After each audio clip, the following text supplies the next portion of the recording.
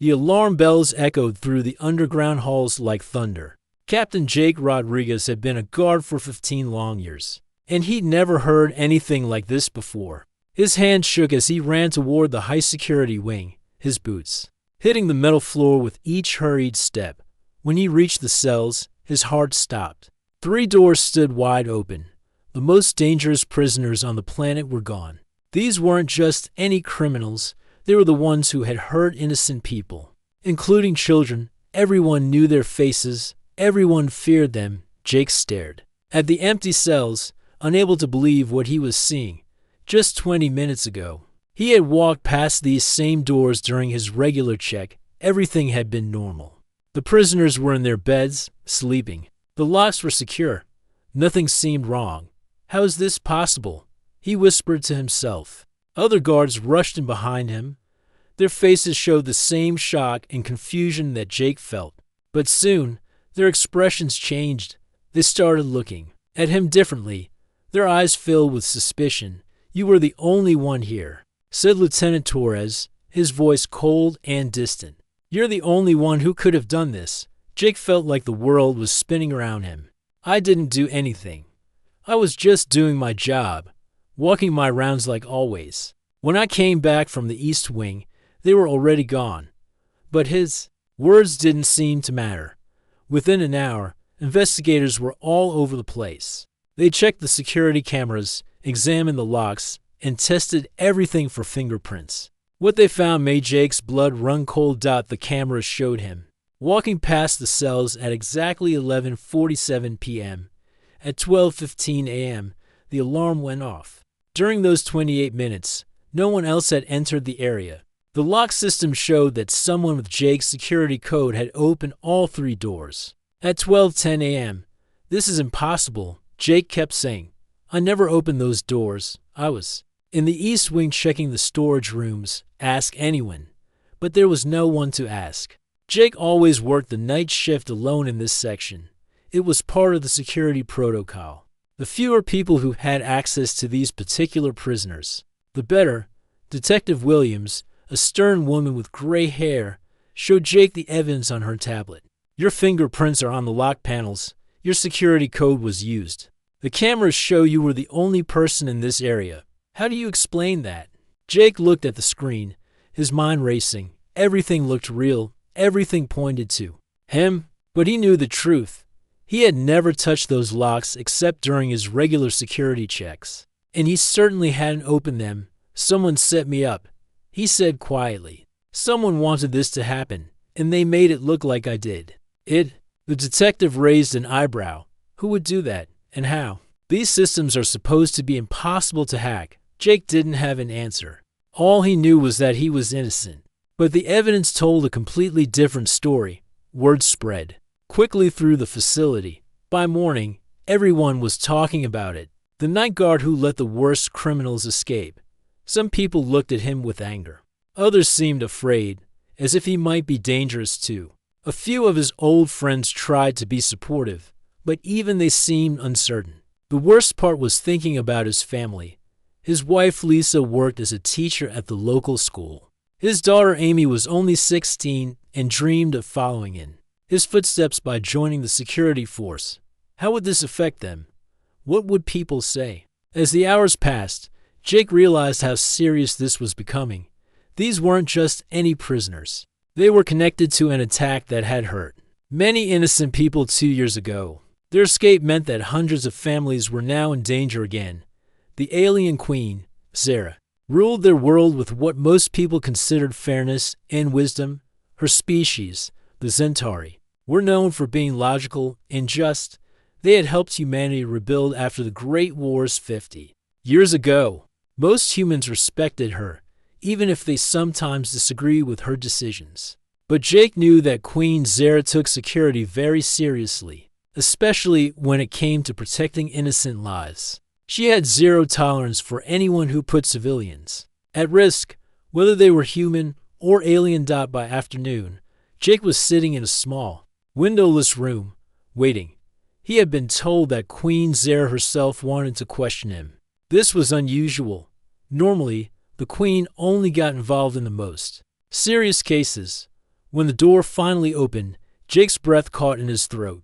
Queen Zara was tall and elegant, with silver skin that seemed to glow softly. Her large, dark eyes were intelligent and piercing. She wore simple but expensive clothes that showed her status without being flashy. "Captain Rodriguez," she said, her voice calm but firm.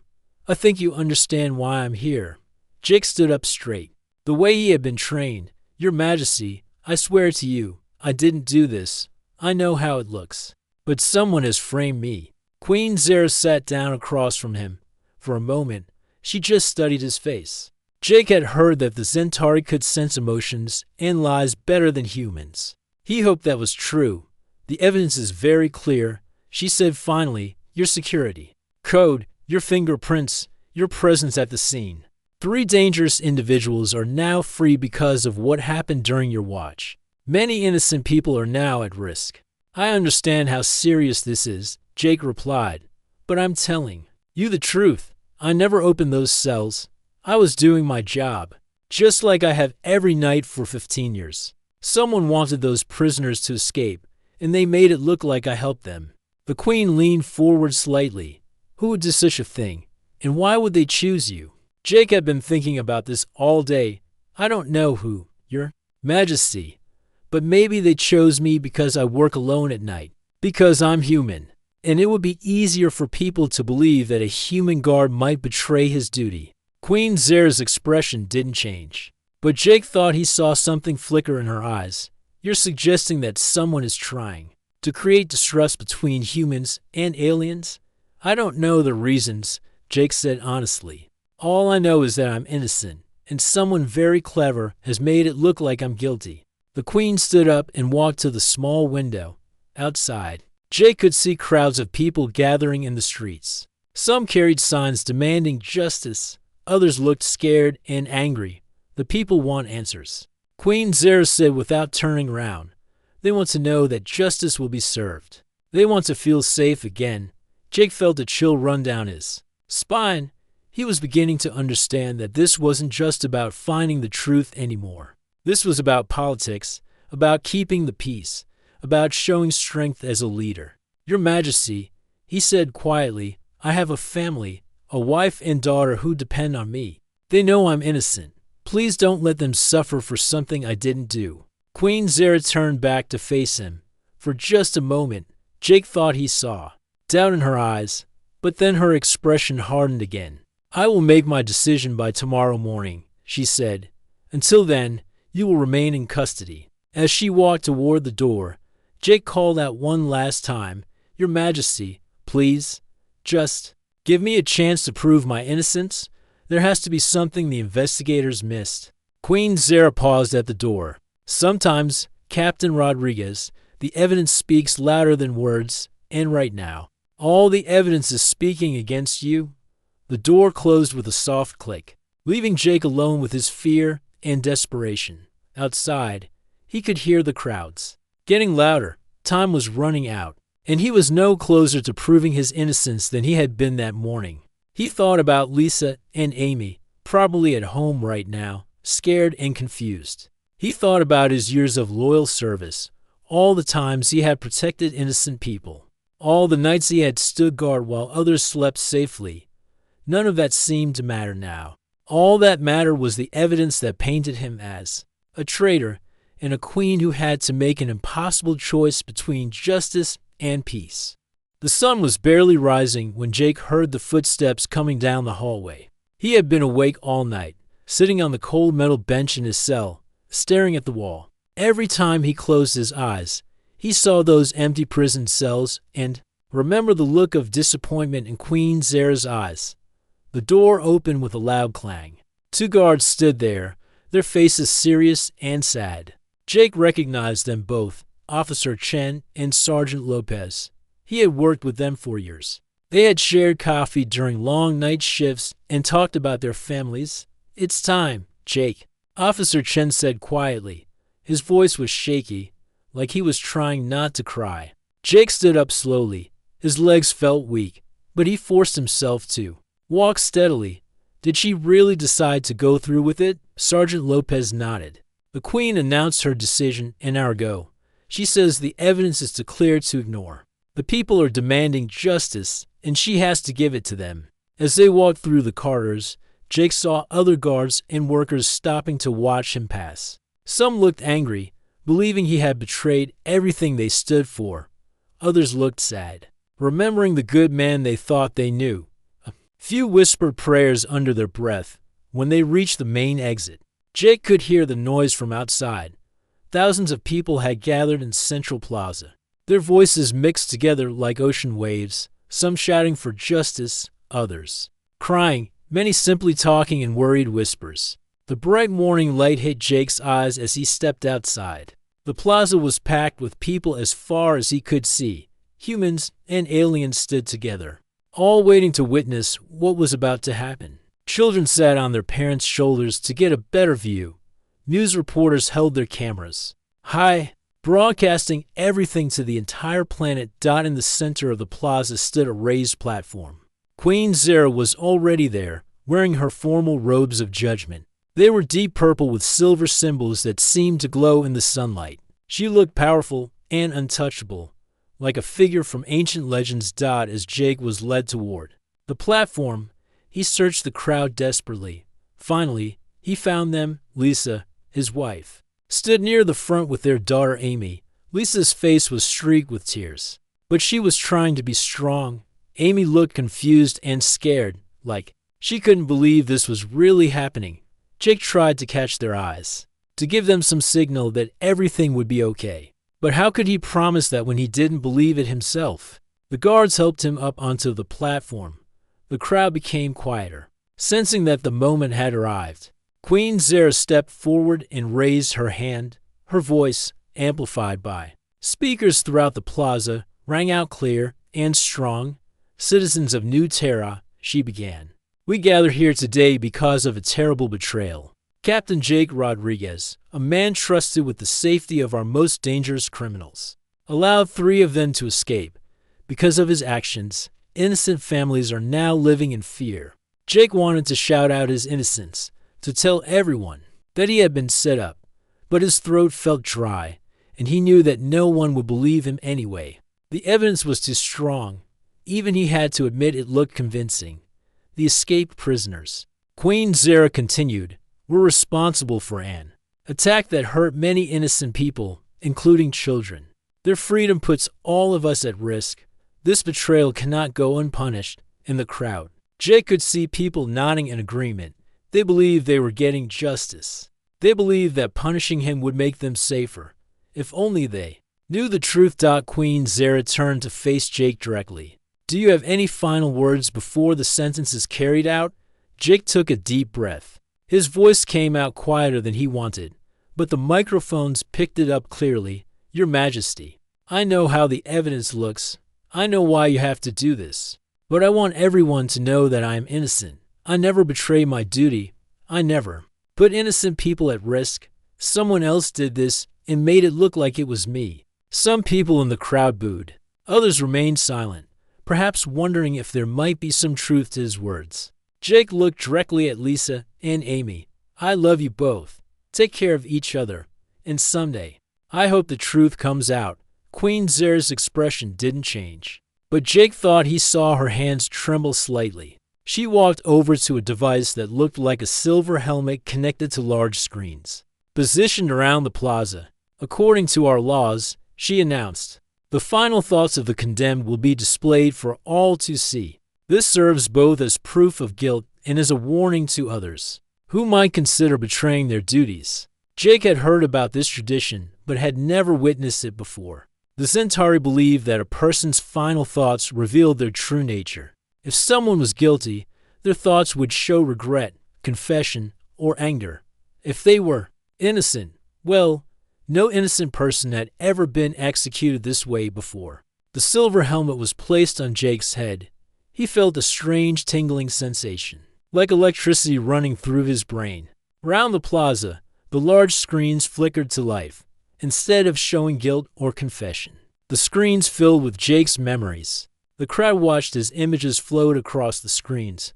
Jake teaching Amy how to ride her first bicycle, her face bright with joy and pride. Lisa laughing at something funny he had said during their wedding dance. The two of them painting Amy's bedroom when she was just a baby. More memories appeared. Jake helping an elderly alien woman carry her groceries when her car broke down. Jake staying late at work to help train a new guard who was struggling with the procedures. Jake donating blood at the hospital during an emergency shortage. Even though he was afraid of needles, the crowd began to murmur. These weren't the thoughts of a traitor. These were the memories of a man who cared about others, who put family and duty above everything else. But the most powerful memory came last. It showed Jake just 3 weeks ago, sitting at his kitchen table late at night, writing in a notebook. The image was so clear that people in the crowd could read his words. Something strange is happening at work. Guards are being moved around without explanation. Security codes are being changed without anyone telling us why. I need to figure out what's going on before someone gets hurt. The screens went dark. Queen Zera stared at them, her face pale. The crowd was completely silent now, processing what they had just witnessed. Jake's final thought, projected for everyone to see, wasn't about himself at all. It was a simple prayer. Please keep Lisa and Amy safe. And please forgive Queen Zera. She's been tricked just like everyone else. The helmet was removed from Jake's head, but he was no longer there. The device had done its work quickly and painlessly, but instead of bringing closure, his final thoughts had opened up new questions. In the crowd, people began to talk in confused whispers. Did you see those memories? He was investigating something suspicious. He asked for forgiveness. For the Queen, not for himself. Lisa collapsed into Amy's arms, sobbing. But her tears were no longer just from grief. They were also from a terrible realization that the man she loved had died for something he didn't do. Queen Zera stood frozen on the platform, staring at the dark screens. She had expected to see guilt and confession. Instead, she had witnessed the mind of an innocent man, a man who had been trying to protect people right up until the end. The crowd began to disperse slowly, but their conversations were different now. Instead of feeling satisfied that justice had been served, many people felt confused and troubled. Had they just witnessed the punishment of an innocent man? Queen Zera remained on the platform long after everyone else had left. She kept staring at the screens, hoping they would flicker back to life and show her something different, something that would prove she had made the right decision. But the screens stayed dark, and in that darkness, she began to see the terrible possibility that she had made the biggest mistake of her reign. 3 days had passed since Jake's punishment, but the city felt different now. Queen Zera could see it from her palace windows. People gathered in small groups on street corners, talking in hushed voices. Some held signs demanding answers. Others simply looked confused and worried. The images from Jake's final moments kept playing on underground networks that the government couldn't control. Someone had recorded everything and was sharing it across the planet. Every time Queen Zera closed her eyes, she could see those memories. Jake teaching his daughter to ride a bike, helping strangers, writing worried notes about suspicious activities at work. Your Majesty, came a voice from behind her. Commander Ray Thompson, her most trusted investigator, stood in the doorway. He was a tall, serious man who had worked for the Royal Security Team for over 20 years. If anyone could find the truth, it was him. Commander Thompson, she said, not turning away from the window. I suppose you've seen the recordings too. The whole planet has seen them, Your Majesty. People are asking questions. They want to know how an innocent man could have been punished while the real criminals walk free. Queen Zera finally turned to face him. She looked tired, older than she had just a few days ago. Do we know for certain that he was innocent? The evidence was so clear. Commander Thompson pulled out a tablet and set it on her desk. That's what I came to discuss. I've been looking deeper into the case, and I found some things that worry me. He touched the screen, and security footage began to play. This is from the night of the escape. Watch carefully at timestamp 2347. Queen Zera leaned forward. The footage showed Jake walking past the prison cells, just as they had seen before. But Commander Thompson slowed it down and zoomed in.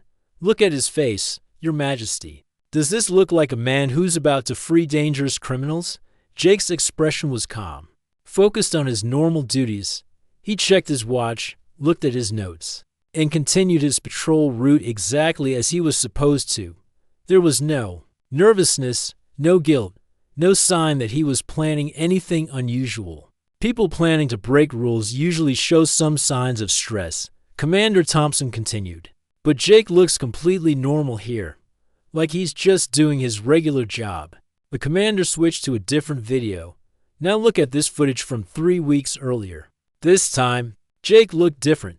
He kept glancing around, taking notes, and seemed worried about something. He was checking doors more carefully than usual and spent extra time looking at the security systems. This is the behavior of someone who suspects something is wrong, Commander Thompson explained. Not someone planning to do wrong himself, Queen. Sarah felt a cold feeling growing in her stomach. What else did you find? The biometric locks that were supposedly open with Jake's code.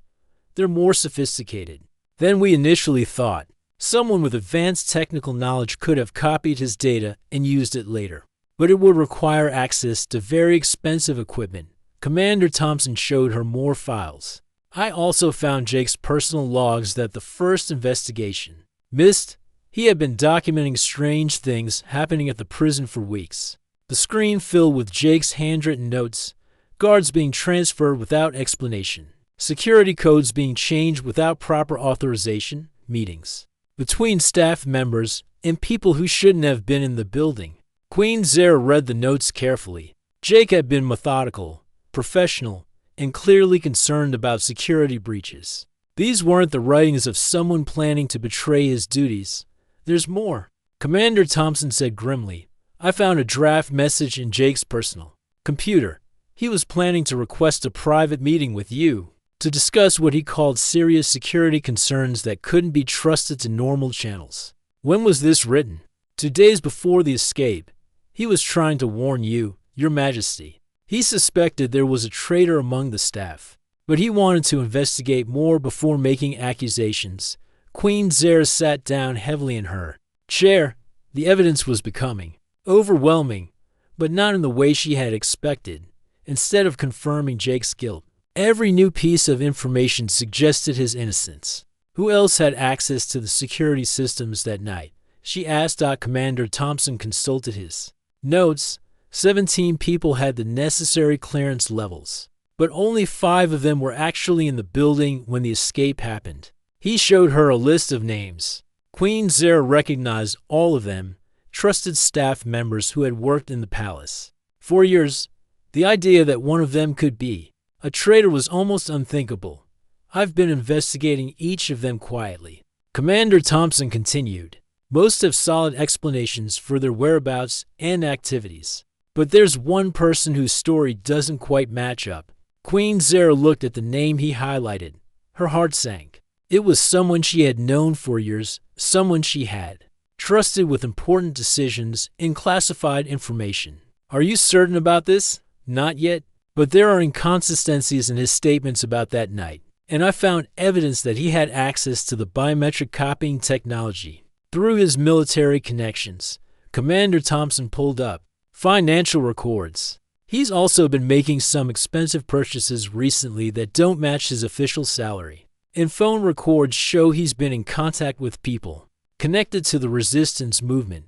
Queen Zara felt sick. Not only had she punished an innocent man, but the real traitor had been someone close to her, someone who had probably watched Jake's punishment and felt satisfied that his plan had worked perfectly. There's something else, Commander Thompson said carefully. I think this wasn't just about freeing those 3 prisoners. I think someone wanted to create distrust between humans and aliens. They wanted to make humans angry with your leadership.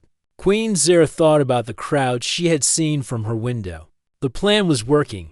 Humans were beginning to question whether they could trust alien justice. Some were even calling for independence from her rule. If Jake was innocent, and if someone set him up deliberately, then his punishment wasn't just a mistake, she said slowly. It was exactly what the real traitor wanted to happen. Yes, Your Majesty. By framing a loyal human guard, the real criminal accomplished several goals. He freed dangerous prisoners, created political tension, and eliminated someone who was getting too close to discovering the truth. Queen Zara stood up and walked to her window again. In the distance, she could see the memorial that people had created where Jake had been punished. Flowers, candles, and photos covered the area. His wife Lisa and daughter Amy visited every day, along with hundreds of other people who now believed he had been innocent. "How do we prove this?" she asked. "How do we show people that we were wrong? We need solid evidence that will convince everyone, not just us." The real traitor is smart and careful. He's had years to plan this and cover his tracks. But everyone makes mistakes eventually. Commander Thompson closed his tablet and stood up. "I request permission to continue the investigation with full authority. I want to examine financial records, communication logs, and security footage. Going back months, if there's proof of this conspiracy, I'll find it." Queen Zara nodded. "Do whatever you need to do. Use any resources necessary. And Commander, work quickly every day that passes. More people lose faith in our justice system. If Jake was truly innocent, then we owe it to him and his family to expose the truth." After Commander Thompson left, Queen Zara remained at her window. The weight of leadership had never felt heavier. She had built her reputation on fairness and wisdom. But now she faced the possibility that she had made the worst mistake of her rain dot in the distance. She could see Amy, Jake's daughter, placing fresh flowers at the memorial. The girl who had once dreamed of serving in the Royal Guard now looked at the palace with suspicion and anger. Queen Zara closed her eyes and made a silent promise. If Jake had been innocent, she would find a way to make things right. She would expose the truth, no matter how much it cost her personally. It was the least she could do for a man who had died trying to protect the very people who had called for his punishment. Commander Thompson had been working for 18 hours straight. Empty coffee cups covered his desk, and his eyes were red from staring at computer screens. But he was close to something big. He could feel it. The financial records had told a disturbing story. Someone with access to the prison security systems had been receiving large payments from unknown sources. The money came through fake companies and hidden accounts. But Thompson had followed the trail carefully. His phone buzzed. It was a message from his tech specialist. "Found something you need to see. Coming to your office now." Detective Kim Park rushed in a few minutes later, carrying a laptop and looking excited. "Commander, I've been analyzing the biometric data from the prison logs. Remember how we thought someone might have copied Jake's security codes?" Thompson nodded. "Did you find proof? Better than that, I found out exactly how they did it." Kim set her laptop on his desk and opened a video file. 3 weeks before the escape, Jake attended a security briefing with all the senior staff. "Watch this." The video showed Jake sitting at a conference table with several other people. About halfway through the meeting, he suddenly looked confused and tired. He rubbed his forehead and seemed to have trouble staying awake. "At first, I thought he was just bored," Kim explained. "But look at this." She zoomed in on Jake's coffee cup. "See how it's a different color than everyone else's? And watch what happens after he drinks from it." In the video, Jake became increasingly drowsy. His head started to nod, and eventually, he had to excuse himself from the meeting. As he stood up, he stumbled slightly, like he was dizzy. "Someone drug him," Thompson said grimly. "That's not all." After Jake left the room, one person stayed behind for a few minutes, claiming he needed to clean up some papers. Kim fast-forwarded the video. "Watch this." The video showed a man in a military uniform collecting items from the table, including Jake's coffee cup and the tablet he had been using to take notes. The man was careful and methodical, making sure he wasn't being watched. Thompson felt his stomach drop. He recognized the uniform and the careful movements. "General Richards, your friend and advisor for over 10 years, Kim said quietly. "The man Queen Zara trusts with military decisions and security planning." Thompson stared at the screen. General David Richards had been like a mentor to him. They had worked together on dozens of cases. Richards had even attended Thompson's wedding and was godfather to his youngest son. "There has to be another explanation," Thompson said, but his voice lacked conviction. Kim pulled up more files. I wish there was. But look at this, she showed. In-bank records. General Richards has been receiving payments of 50,000 credits every month. For the past year, the money comes from a company that doesn't actually exist. In this, she opened another file. Phone records show he's been in regular contact with known members of the human resistance movement, but not to arrest them, to coordinate with them. Thompson felt like the world was falling apart around him. Why would he do this? He's spent his whole career serving the Crown. He saved countless lives. I think I know, Kim said sadly. She pulled up a series of encrypted messages that her team had managed to decode. Read these. The messages painted a clear picture of General Richards' twisted thinking. He believed that humans and aliens could never truly live together in peace. He thought that Queen Zara's fair treatment of humans was actually making them weak and dependent. In one message, he wrote, "The Queen doesn't understand that humans need conflict to stay strong. By treating them as equals, she's making them soft. Eventually, we'll face a real threat, and humans won't be ready to fight." Another message was even more disturbing. The only way to prepare both species for survival is to create controlled conflict. If I can make humans distrust alien leadership, they'll become stronger and more independent. Thompson read through the messages with growing horror. General Richards hadn't been working with the human resistance because he supported their cause. He had been manipulating them, using their anger and frustration for his own purposes. He's been playing both sides, Thompson realized. He's been feeding information to resistance groups to make them more dangerous, then using their attacks to justify harder policies against humans. Exactly. And framing Jake was the perfect way to accomplish multiple goals at once. It freed dangerous prisoners who could cause more trouble. It eliminated someone who was getting suspicious. And it created the kind of incident that would make humans angry with Queen Zara's justice system. Kim showed him one final piece of evidence. Security footage from the night of the escape. I enhanced the video from the prison's backup cameras. Look at this. The enhanced footage showed a figure in dark clothing moving through the prison corridors. About an hour before Jake's scheduled patrol. The person knew exactly where to go and how to avoid the main security cameras. But one backup camera caught a clear image of his face. It was General Richards. He used Jake's copied biometric data to open the cells, Kim explained. Then he left through a maintenance exit that only senior staff knew about. By the time Jake arrived for his regular patrol, the prisoners were already gone. Thompson sat back in his chair, overwhelmed by the scope of the betrayal. We need to arrest him immediately. There's one problem, Kim said. General Richards is currently in a meeting with Queen Zara.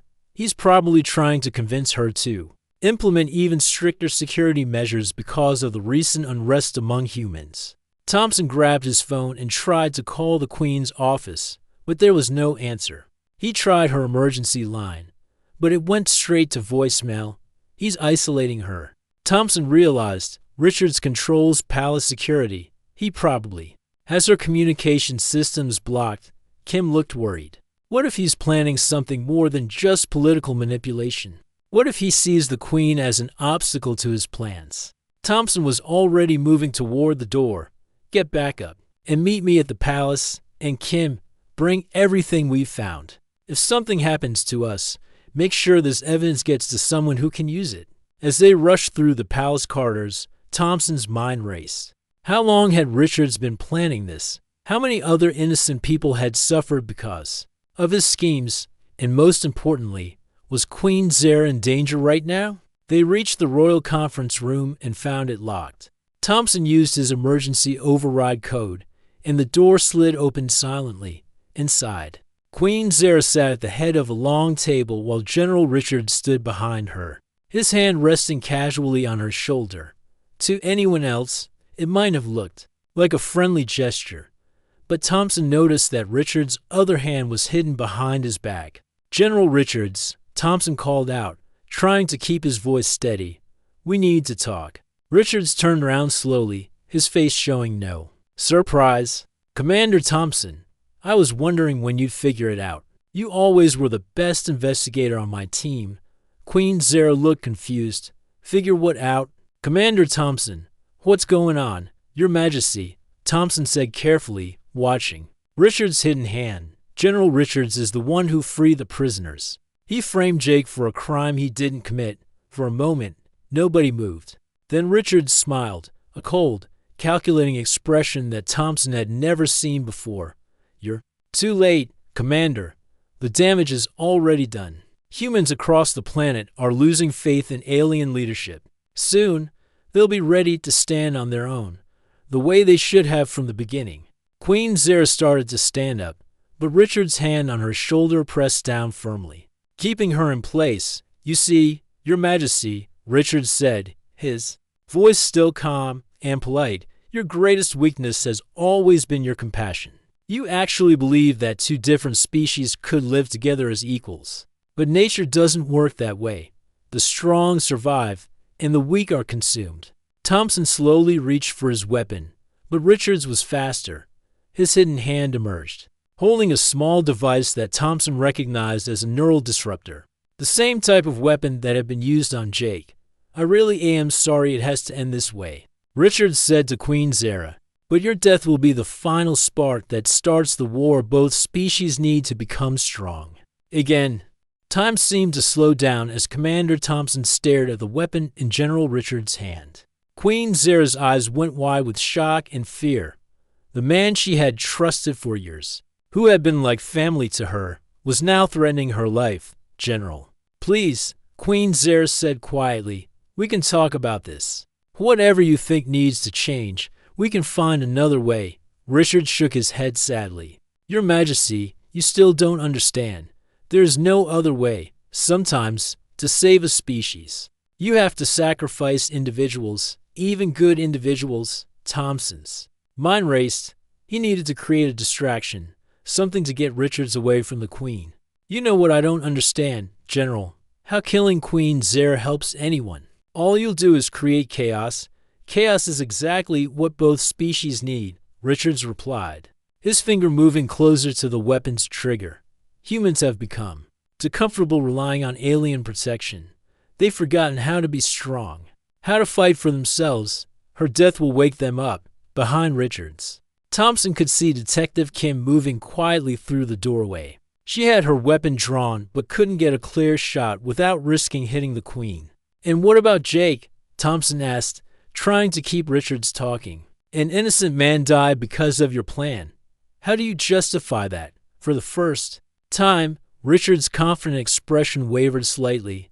Jake was unfortunate. I didn't want him to get caught up in this, but he was getting too close to the truth. He would have ruined everything. He had a family, Thompson continued, a wife who loved him, a daughter who looked up to him. They'll never see him again because you decided to play God with people's lives. Sometimes good people have to suffer for the greater good, Richards said. But his voice was less steady now. In war, there are always casualties. Queen Zara spoke up, her voice stronger than before. This isn't war, David. This is madness. You've let your fear turn you into the very thing you claim to be fighting against. Richards turned to look at her, and Thompson saw his chance. He lunged forward, grabbing for the weapon. The two men crashed into the conference table, chairs flying in all directions. Queen Zara rolled away as Kim rushed in, her weapon trained on the struggling men. Let go of the weapon, General Richards. It's over.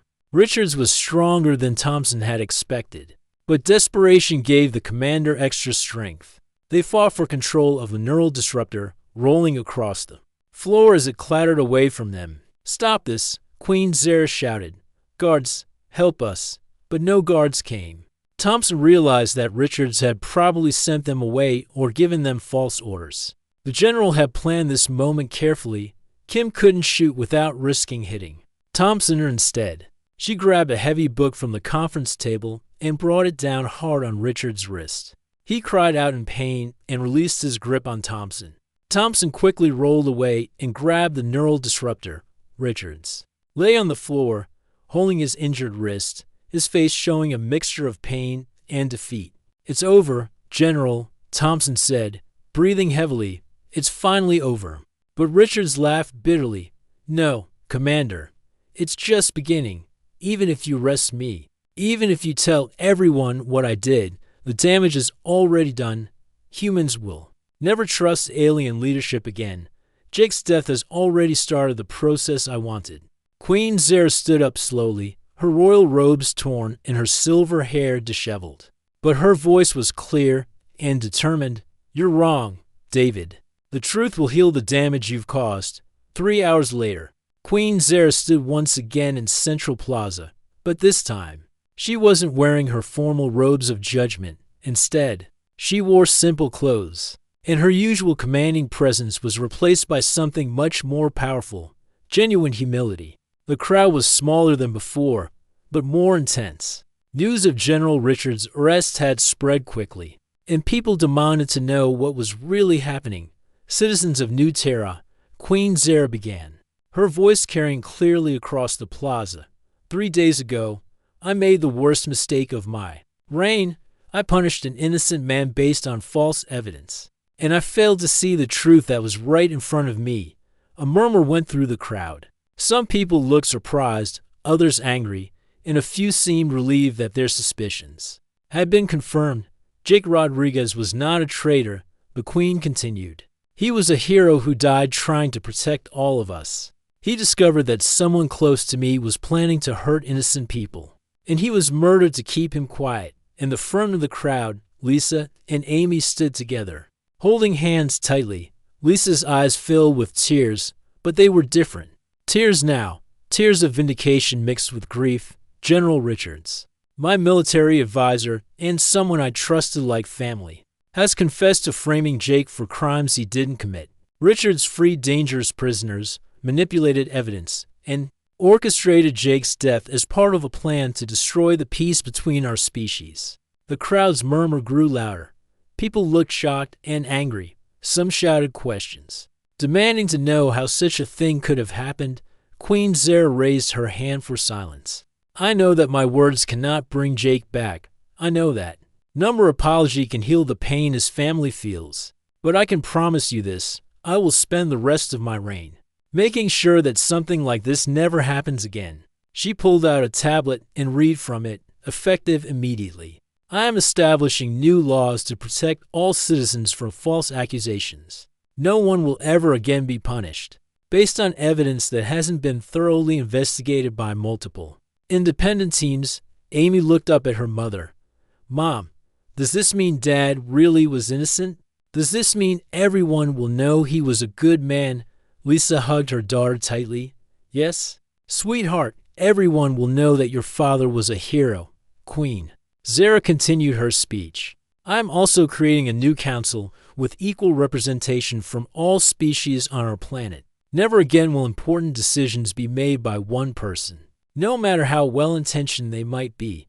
She paused and looked directly at Lisa and Amy. Most importantly, I am establishing the Jake Rodriguez Memorial Foundation for Justice. This organization will investigate cases where people believe they have been wrongly accused, and it will be run by people who understand the cost of injustice. After the speech, Queen Zera did something unprecedented. She walked down from the platform and approached Jake's family directly. Mrs. Rodriguez, she said quietly, I know that nothing I say or do can make up for what happened to your husband, but I want you to know that his sacrifice was not meaningless. The changes we're making will protect other families from going through what you've experienced. Lisa looked at the Queen for a long moment. Her face showed years of pain, but also a strength that impressed everyone watching. Your Majesty, Lisa said finally, Jake always believed in justice. He would want his death to mean something. If these changes prevent other innocent people from suffering, then maybe some good can come from this terrible situation. Amy stepped forward, her young voice clear and strong. I want to work for the foundation you're creating. I want to help protect innocent people, just like my dad did. Queen Zera nodded, tears in her own eyes. I would be honored to have you as part of the team, Amy. Your father would be very proud. Months later, the Jake Rodriguez Memorial Foundation had already helped dozens of people who had been wrongly accused of crimes. The new council system was working well. with humans and aliens working together to solve problems that affected everyone. General Richards was serving a life sentence in the same prison where he had once planned his conspiracy. The dangerous prisoners he had freed were recaptured, and new security measures ensured that similar escapes couldn't happen again. But perhaps the most important change was in how people thought about justice itself. Jake's story had taught everyone, humans and aliens alike, that the truth was more important than quick answers, and that sometimes the people in charge needed to admit when they were wrong.